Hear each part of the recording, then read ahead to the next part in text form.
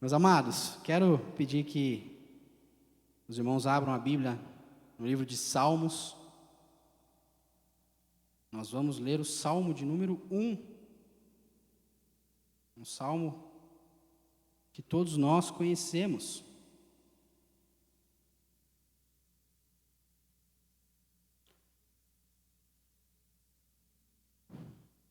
O primeiro salmo, todos encontraram, amém? Glória a Deus. A palavra do Senhor diz assim: Bem-aventurado é aquele que não anda no conselho dos ímpios, não se detém no caminho dos pecadores, e nem se assenta na roda dos escarnecedores. Pelo contrário, o seu prazer está na lei do Senhor, e na sua lei ele medita de dia e de noite. Ele é como uma árvore plantada junto a uma corrente de águas, que no devido tempo dá o seu fruto, e cuja folhagem não murcha, e tudo o que ele faz será bem-sucedido. Os ímpios, porém, não são assim. Os ímpios são como a palha que o vento dispersa. Por isso, os ímpios não prevalecerão no juízo, e nem os pecadores na congregação dos justos. Pois o Senhor conhece o caminho dos justos, mas o caminho dos ímpios perecerá. Feche seus olhos, vamos pedir que o Senhor fale conosco nesta manhã, assim como Ele já tem falado, que Ele continue ensinando a vontade dEle ao nosso coração. Pai, nós te louvamos, te bendizemos e te damos graças. Te adoramos porque o Senhor é bom em todo o tempo, porque nós sabemos que a Tua presença está conosco em todo o tempo. E a Tua presença que nos fortalece, é a Tua presença, Pai, que nos constrange a nos lançarmos cada vez mais nesse amor. E é a Tua presença que nos ensina a cada dia como nós devemos nos relacionar contigo, como nós devemos fazer para agradar o Senhor.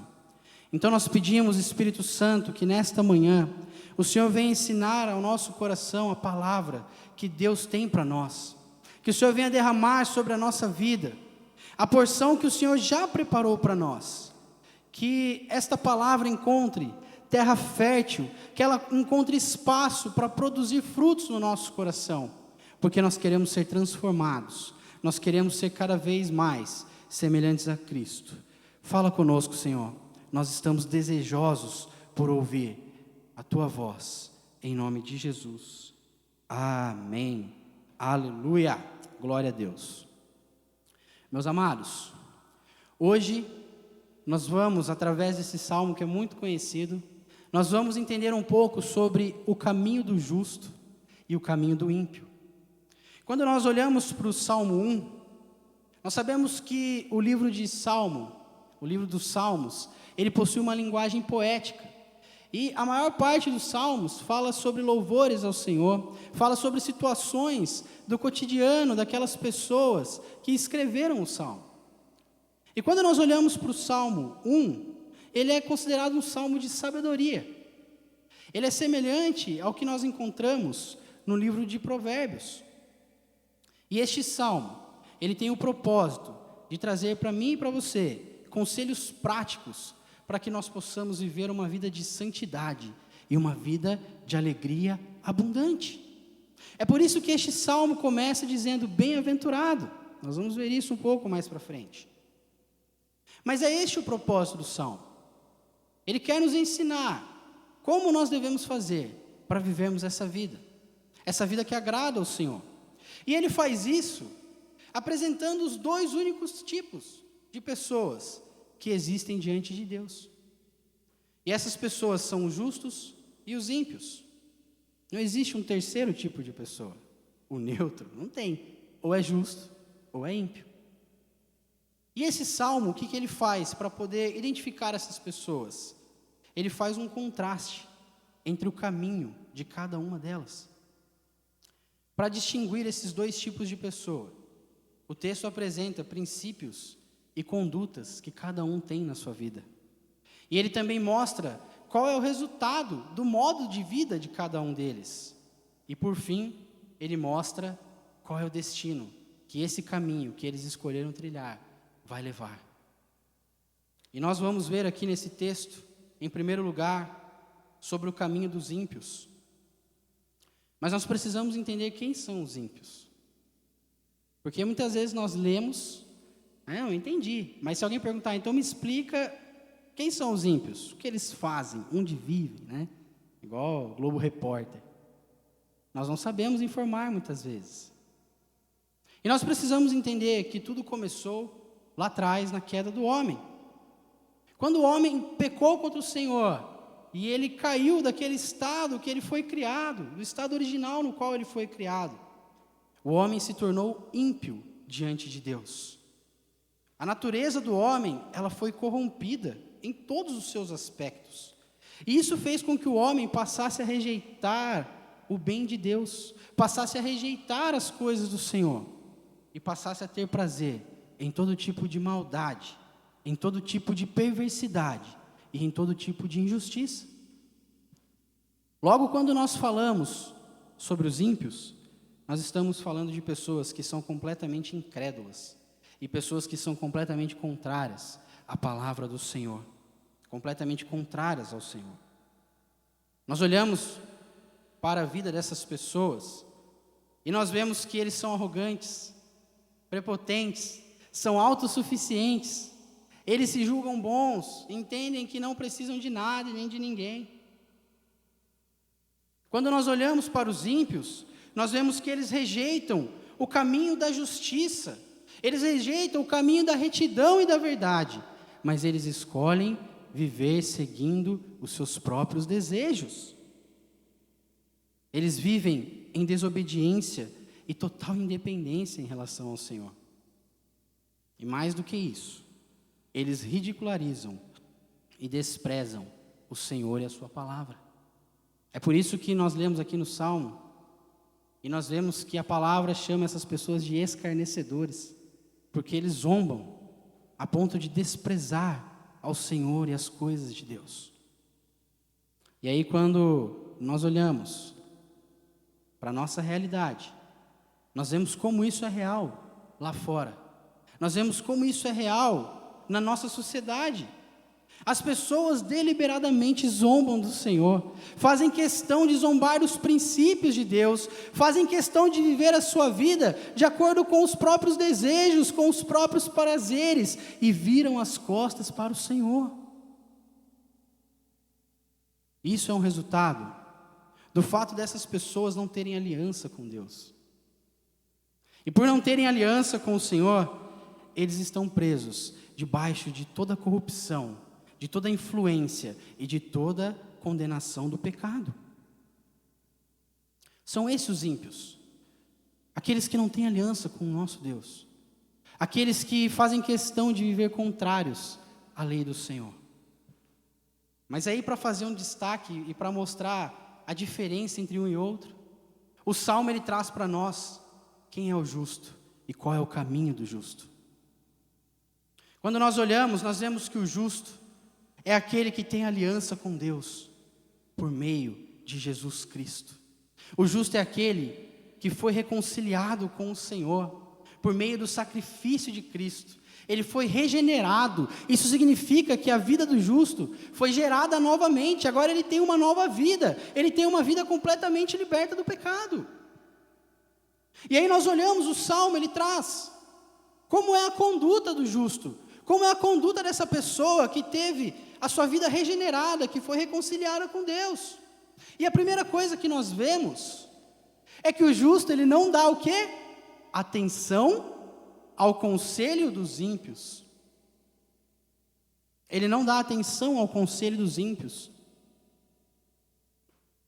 Isso nos ensina que nós não devemos dar atenção ao conselho daqueles que são contrários ao Senhor. Nós não devemos dar atenção aos conselhos e princípios que o mundo traz para nós. Sabe por quê? Porque os princípios e valores do mundo são totalmente deturpados, são totalmente contrários ao Senhor, ao reino de Deus. E os princípios e valores do mundo só servem para afastar da presença do Senhor. É por isso que a palavra nos ensina que o justo, ele não anda ouvindo e seguindo o conselho dos ímpios. E a segunda coisa que o justo não faz, ele não trilha o mesmo caminho que os pecadores. Nós lemos isso aqui. O justo, ele não se detém no caminho dos pecadores. Isso significa que aquele que foi justificado por Cristo, ele não tem o mesmo modo de vida, ele não tem as mesmas condutas, ele não tem o mesmo padrão que as pessoas que não têm aliança com Deus seguem. E por fim, o justo, ele não se assenta à roda dos escarnecedores. Como nós vemos aqui, os escarnecedores são aqueles que zombam e rejeitam as coisas de Deus. E o justo, ele não tem prazer em estar com esses. Assentar à roda nos traz uma ideia de permanecer no mesmo local, de habitar no mesmo ambiente, nos traz uma ideia de união. Meu querido, nós que somos justos no Senhor, nós não temos união com as coisas das trevas. Nós não temos união com as coisas más desse mundo, com as coisas falsas e mentirosas desse mundo. Nós não podemos ter união. A Bíblia nos ensina que união há entre a luz e as trevas, e nós somos luz neste mundo, então nós não temos comunhão, nós não temos que habitar nas coisas das trevas. Nós não temos que ter o mesmo modo de vida que as pessoas lá fora levam. Ah, isso é legal, isso é aceito pela maioria da sociedade, mas por nós não, porque isso ofende o nosso Deus. Nós não podemos aceitar, viver coisas, ter condutas, ter práticas que ofendem o nosso Deus.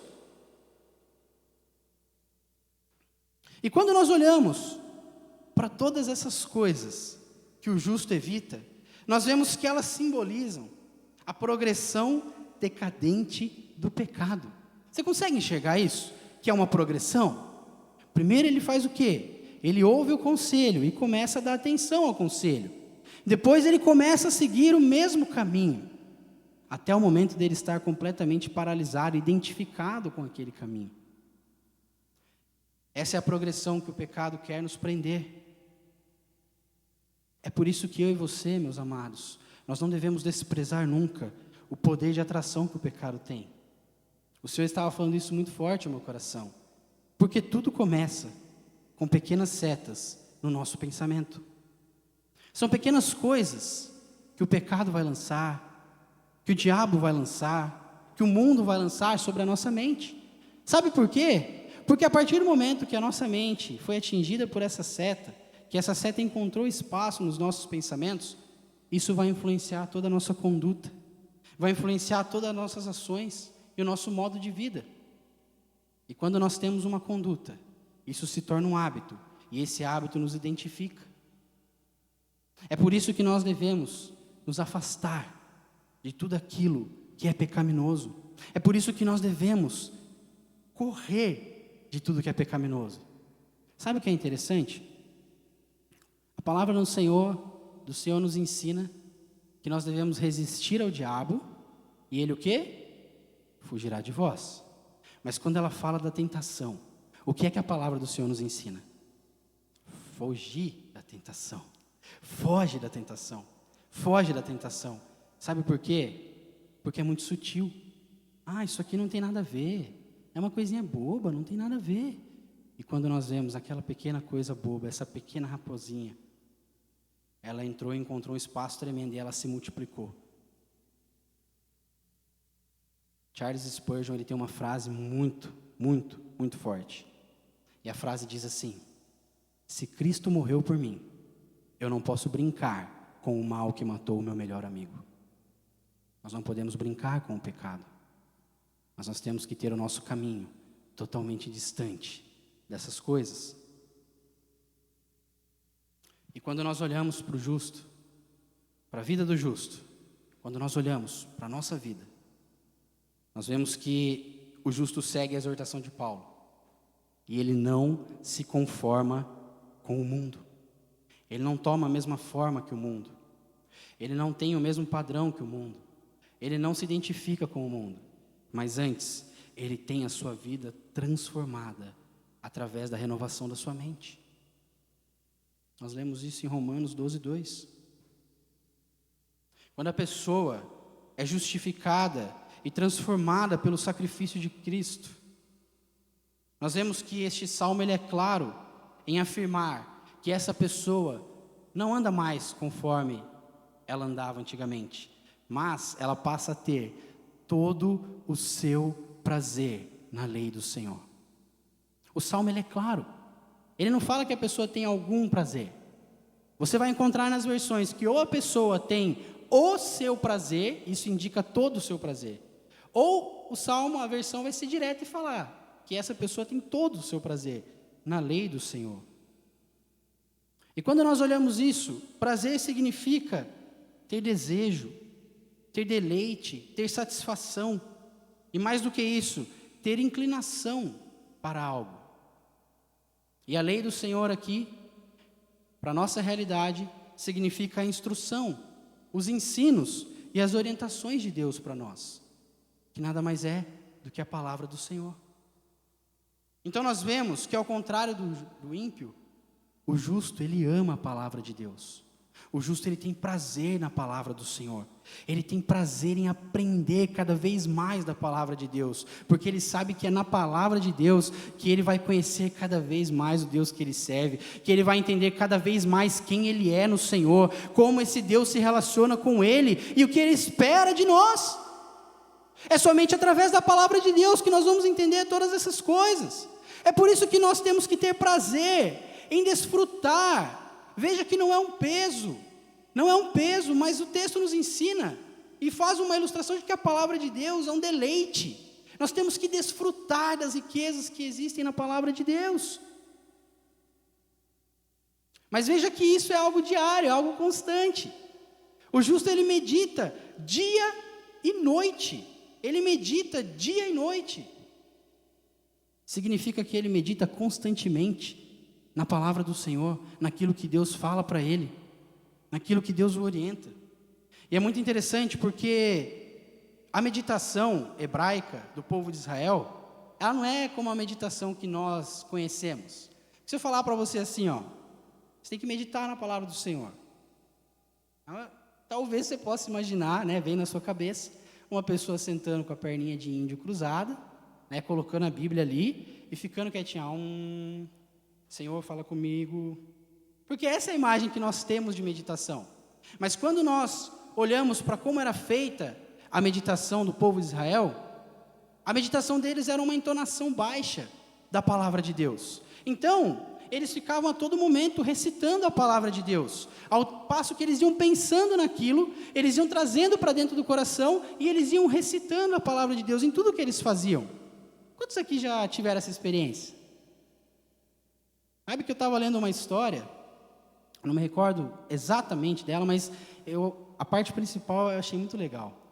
Que quando a Bíblia fala que nós devemos orar em todo tempo, orar sem cessar. E aí isso foi perguntado para uma irmã que era dos puritanos, como que era feito isso, como que ela fazia isso, porque afinal nós temos os nossos afazeres, nós temos a nossa vida, nós temos que trabalhar, enfim. E aí ela disse assim que quando ela acorda, ela já agradece o Senhor pela vida dela e começa a trazer à mente dela tudo que o Senhor fez, tudo que o Senhor criou, o fôlego de vida que Deus trouxe sobre a vida dela. E aí quando ela vai para o trabalho dela, que ela vai tirar o pó ali, ela já falava: Senhor, obrigado, porque o Senhor me limpou, porque o Senhor me purificou de todo o pó do pecado, e eu peço que o Senhor continue me limpando, eu peço que o Senhor continue purificando a minha vida por meio da Tua palavra. Então era assim que ela orava sem cessar, em todos os momentos da vida dela, ela trazia à memória a palavra do Senhor. Porque a palavra do Senhor, ela tem que ocupar a nossa boca, a nossa mente e o nosso coração. Ou seja, é a palavra do Senhor que tem que guiar o nosso falar, o nosso pensar, os nossos desejos e os nossos sentimentos. Quanto mais contato nós temos com a palavra, mais nós nos inclinamos para as coisas de Deus. E com isso, mais nós somos transformados. Mais a nossa mentalidade ela é mudada. E isso vai impactar na nossa conduta. Nós temos que ter cada vez mais contato com a palavra de Deus.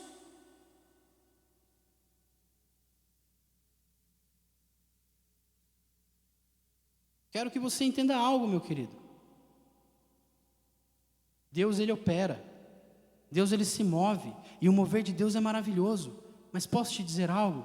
Somente o mover não é suficiente. Sabia disso? Porque o mover do Senhor, Ele serve para testificar e confirmar a palavra dEle no nosso coração. O nosso Deus, Ele se move, Ele vai continuar se movendo.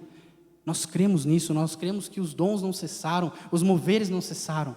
Mas ainda que numa situação hipotética, não houvessem os dons, não houvessem o mover, se nós crêssemos na palavra do Senhor e tivéssemos fé nela, nós alcançaríamos a salvação e teríamos a nossa vida transformada. A palavra do Senhor é o bem mais precioso que nós temos. E aí nós entendemos qual é o caminho do justo. Nós entendemos qual é a conduta do justo. E aí o texto vai nos ensinar que este caminho, trilhado por aqueles que são justos, ele produz um resultado. Esse modo de vida produz um resultado na vida dessas pessoas. E a primeira coisa que nós vemos que o texto nos ensina é que o justo é bem-aventurado, como nós iniciamos aqui essa mensagem falando. E a palavra bem-aventurado no original era uma palavra mais vigorosa, mais intensa, mais forte do que simplesmente feliz. A palavra bem-aventurado significa ter uma alegria e um contentamento profundo e verdadeiro no Senhor, uma alegria inabalável. Significa experimentar o bem-estar e as bênçãos do Senhor em cada área da nossa vida. É isso que é ser bem-aventurado. E a palavra nos garante que os justos são bem-aventurados. E a segunda coisa que nós vemos que é produzida na vida do justo é que ele se torna como uma árvore plantada. Ele se torna como uma árvore plantada. E essa comparação nos traz, meus irmãos, uma imagem de uma árvore que possui raízes, uma árvore firme, uma árvore que tem resistência. É por isso que eu disse que a palavra do Senhor é primordial na nossa vida, porque é ela que vai fundamentar toda a nossa fé e toda a nossa esperança. É ela que vai fazer com que eu e você tenhamos raízes firmes, para quando vier toda e qualquer situação, nós não sejamos abalados, mas nós permaneçamos de pé. É a palavra do Senhor. Jesus, ele nos ensina no Evangelho de Mateus capítulo 7, ele diz: aquele que ouve as minhas palavras e as pratica, ele é assemelhado a uma casa firmada na rocha, e vem a chuva, vem o vento, se levanta o rio, se levanta o mar, o que for, essa casa permanece de pé. Quando eu e você estamos firmados na palavra, não existe nada que possa nos derrubar, meu querido. Não existe nada que possa nos abalar.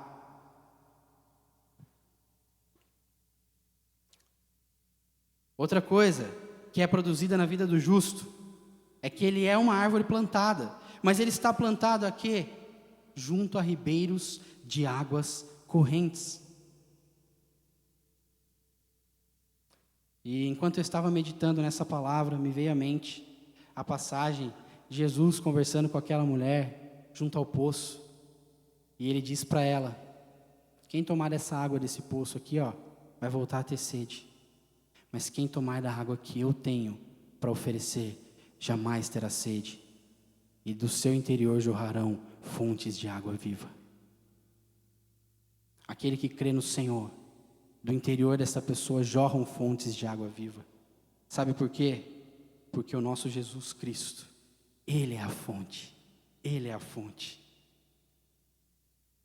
E quando nós vemos isso, que nós estamos plantados, sabe por quê? Quando nós aceitamos a Cristo, nós somos enxertados na videira, nós somos enxertados nele, nós somos transplantados.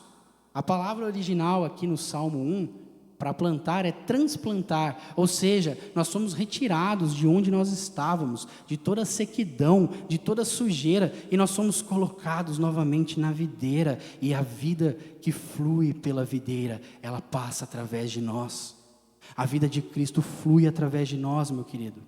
A vida de Cristo supre as nossas necessidades. A vida de Cristo em nós nos dá nutrição, nos dá saúde espiritual. E porque nós temos vida, porque nós temos vida em Cristo. Eu quero te dizer algo, há uma certeza sobre a vida do justo, que no tempo certo, ele irá produzir frutos, no tempo certo, o justo vai frutificar. E é interessante que o Salmo utiliza a expressão no tempo certo. Sabe por que nós temos a tendência, muitas vezes, meus irmãos, de achar porque nós estamos em Cristo, nós vamos produzir fruto no tempo todo. O tempo todo a gente vai estar a milhão produzindo fruto. Mas deixa eu te dizer algo. O tempo de dar frutos, ele só vem depois do tempo de firmar as raízes. O tempo de dar frutos só vem depois que as raízes crescem, que as raízes estão firmes. É por isso que eu quero te garantir algo, meu querido. Você pode estar passando pelo processo nesse momento, mas isso está produzindo algo maravilhoso na sua vida. Você está sendo enraizado no Senhor, você está sendo fundamentado na rocha eterna que é Jesus Cristo, e eu quero te dar uma garantia que a palavra nos garante: vai chegar o tempo em que você vai começar a frutificar tudo isso que você tem vivido, em que você vai começar a viver o bom propósito do Senhor. Sabe por quê? Tudo na vida do justo é uma preparação para que nós possamos viver o propósito que Deus tem para nós. Então continua firme, está difícil, está doendo, continua firme. Sabe por quê? Porque você vai viver aquilo que Deus tem para a sua vida. Essa é uma realidade, essa é uma garantia que nós temos. Porque o Salmo nos ensina, ele termina ensinando, que as folhas dos justos jamais murcharão, e que tudo que ele fizer vai ser bem-sucedido. Quando a palavra do Senhor for o norte em todas as áreas da nossa vida, nós seremos bem-sucedidos em tudo que nós fizermos. É por isso que nós não devemos negociar os princípios do Senhor. Meu querido, a todo momento, no nosso trabalho, na nossa família, nos nossos amigos, nós vamos ser tentados a negociar os princípios de Deus, a não obedecer o Senhor. Mas eu quero dizer algo, nós podemos continuar firmes. Sabe por quê? Porque nós nunca murcharemos as nossas folhas. Nós podemos continuar firmes porque Jesus está conosco. E se há algo que nós podemos reputar por perda, enquanto permanecemos fiel, deixa eu te dizer algo, diante do Senhor, esse é o maior ganho das nossas vidas.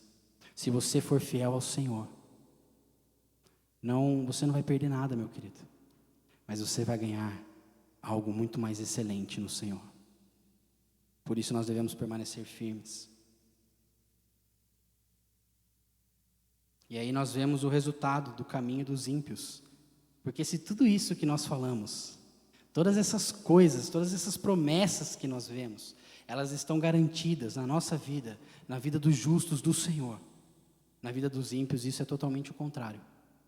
Ele não é bem-sucedido, ele não é próspero naquilo que ele faz. Aí você pode falar para mim assim, mas pastor,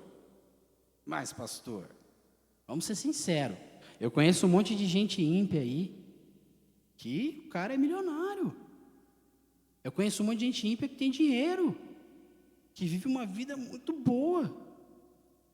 Enquanto eu conheço gente que serve ao Senhor Jesus, que é fiel, que passa por umas lutas e umas provações. Mas eu quero te dizer algo. O caminho do justo perece. O caminho do justo tem um fim. Mas o caminho do ímpio, desculpa, gente, que já, misericórdia, né? Taca fogo, Senhor. Mas o caminho do ímpio perece. Ele tem um fim certo e determinado. Mas o caminho do justo, ele vai clareando, até ele se tornar um dia perfeito. Então o justo, ele está caminhando de glória em glória, de vitória em vitória, até chegar o dia perfeito. O sucesso dos ímpios é só aparente, meu querido. É só um sucesso aparente, mas que vai passar. Quando nós olhamos para a visão da eternidade, o caminho dos justos, dos ímpios, não produz nada para a eternidade, senão a perdição. Porque o ímpio, ele possui uma vida seca, enquanto o justo, ele é comparado a uma árvore frutífera, a uma árvore viva, a uma árvore bem suprida, bem nutrida. Os ímpios são comparados como uma palha. São comparados com uma palha que o vento leva. Eles são comparados com uma folha seca, uma folha que não tem vida, uma folha que não tem raízes, uma folha inútil e sem propósito, que só serve para ser descartada. É interessante que o texto traz algo do contexto daquela época, que quando o agricultor ele ia separar o trigo do joio, ele não separava ali na plantação. Nós vemos o Senhor Jesus ensinando essa parábola para nós. Mas o que era o costume? Quando eles colhiam, quando era o tempo da colheita, o agricultor ia lá com uma pá e ele jogava para cima. Ele pegava ali um monte de trigo e de joio e ele jogava para cima. E o trigo, como ele era mais pesado, o grão, ele caía. Mas o joio, a palha, como ele era mais leve, o vento levava. E aí havia separação. E é por isso que nós lemos aqui nesse salmo, que no dia do juízo, no dia do Senhor, o dia quando Ele trará o juízo sobre a terra, os ímpios não prevalecerão. Os ímpios não prevalecerão, mas eles serão soprados para longe do Senhor. Porque os ímpios, eles são culpados diante de Deus por os seus atos. E eles vão ser condenados eternamente, porque eles viraram as costas para Deus. Como eu disse aqui, meu querido, o fim dos ímpios ele é certo. E eles não farão parte da comunidade dos justos. Quando eu e você, ouvimos o chamado do nosso Deus, e nós fomos chamados e ajuntados para vivermos juntos com Cristo por toda a eternidade, os ímpios não farão parte desse ajuntamento, mas eles serão lançados na perdição eterna.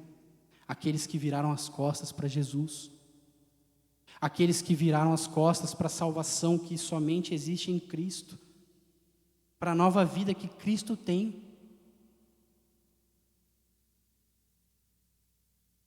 Mas por outro lado, o Salmo termina nos ensinando que o caminho do justo está diante do Senhor. Isso nos mostra que o Senhor ele se envolve íntima e pessoalmente com os justos. O Senhor tem prazer em se envolver na nossa história. O Senhor teve prazer e alegria em entrar na história do homem e trazer salvação para ele. E eu quero te afirmar algo. Quando nós falamos do caminho dos justos, esse caminho tem um nome, e é Jesus Cristo. O próprio Jesus afirma isso, ele diz: eu sou o caminho, eu sou a verdade, e eu sou a vida. Porque Jesus percorreu o caminho que eu e você jamais poderíamos trilhar. O caminho que nós não tínhamos forças para seguir por nós mesmos. A estrada da nossa redenção, Jesus ele percorreu. Ele passou por toda aquela via dolorosa. Ele sofreu tudo o que sofreu. E ele venceu todas essas coisas para que nós pudéssemos seguir os seus passos e viver uma vida apoiada no seu amor, na sua graça e no seu poder. Somente em Jesus nós temos o perdão de todo o nosso pecado e a certeza de que o nosso nome está escrito no livro da vida e de que quando chegar o grande dia, Ele vai olhar para mim e para você e Ele vai dizer: vinde, benditos de meu Pai, tomem posse do reino que está preparado para vocês desde a fundação do mundo. O caminho do justo vale a pena, meu querido. Trilhar o caminho da santidade, o caminho da retidão vale a pena, porque é esse o destino que nos aguarda, é esse o destino que Jesus tem para nós. Quando Jesus foi subir aos céus, Ele disse: eu tenho que ir, eu tenho que passar todas essas coisas, e eu tenho que ir, sabe por quê? Porque eu vou preparar lugar para vocês, para que onde eu estiver, vocês estejam comigo eternamente. Então a garantia que nós temos é que nós vamos habitar com Cristo e toda a sua glória eternamente. É esse o destino que o nosso caminho vai levar, que trilhar o caminho que Cristo tem para nós vai levar. Por isso nós não devemos nos apegar às coisas visíveis, às coisas passageiras, aos momentos, mas nós temos que olhar para as coisas eternas, nós temos que olhar para a palavra do Senhor e tudo aquilo que ela nos promete, e nós temos que fazer disso uma realidade na nossa vida.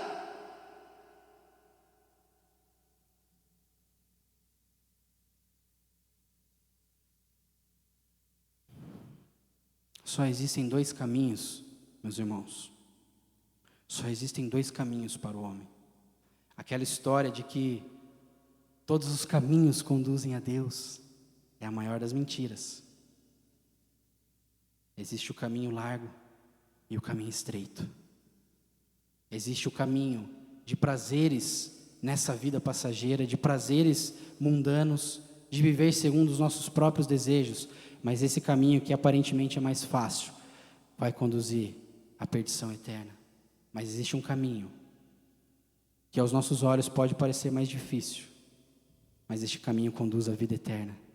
O caminho estreito conduz à vida eterna, conduz até a porta para a salvação, que é Jesus Cristo. Mas o mais lindo de tudo é saber que nós somos capacitados pelo Espírito Santo para trilhar esse caminho dia após dia, dia após dia.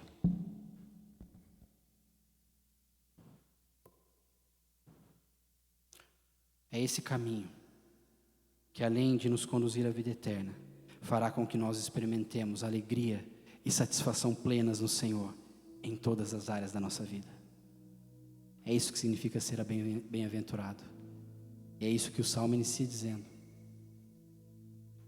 Somente tendo um compromisso real com o Senhor, somente tendo um compromisso real com a sua palavra, é que nós vamos ser bem-aventurados, é que nós vamos ter satisfação, é que nós vamos ter plenitude na nossa vida.